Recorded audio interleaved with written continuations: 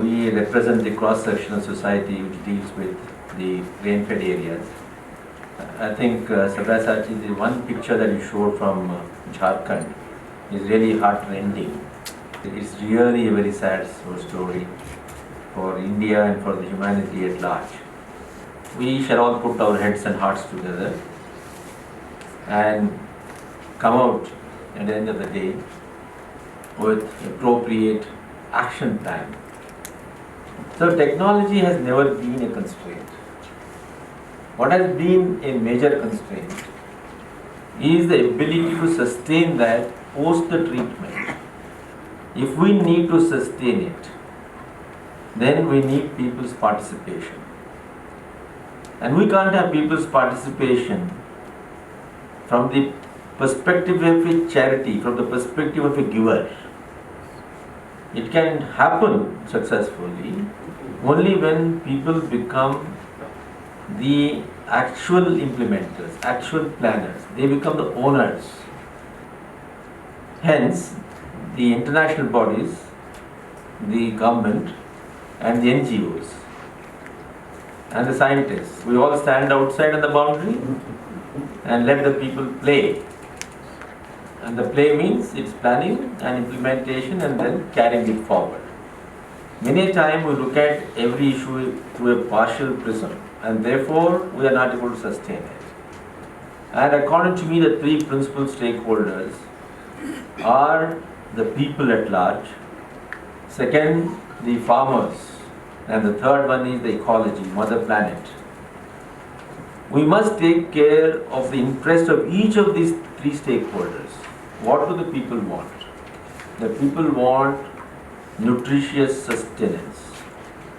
The farmers want sustainable incomes. Mother Earth wants sustainable productivity. And our challenge therefore is how to reconcile these apparent contradictions and harmonize them into a sustainable plan, a doable action plan, and a maintainable rollout. The third thing that I would like us to remember today is that land is inelastic. Today we have lost 1.1 million hectares which was under cultivation for other purposes, and this is bound to grow further. What is another critical input? Now India has a certain fixed utilizable water. We have a situation where the per capita water availability is decreasing.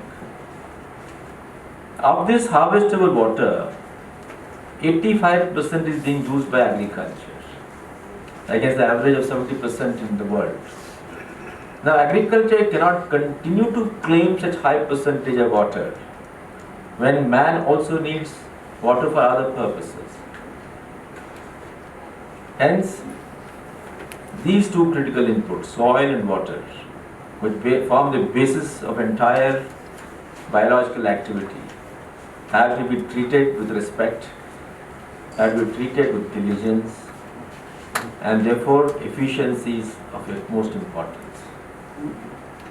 And if we want to do that, we must see how we are going to universally or in a more secular manner utilize the resources we have. 60% of water comes from groundwater, and groundwater depends upon recharge.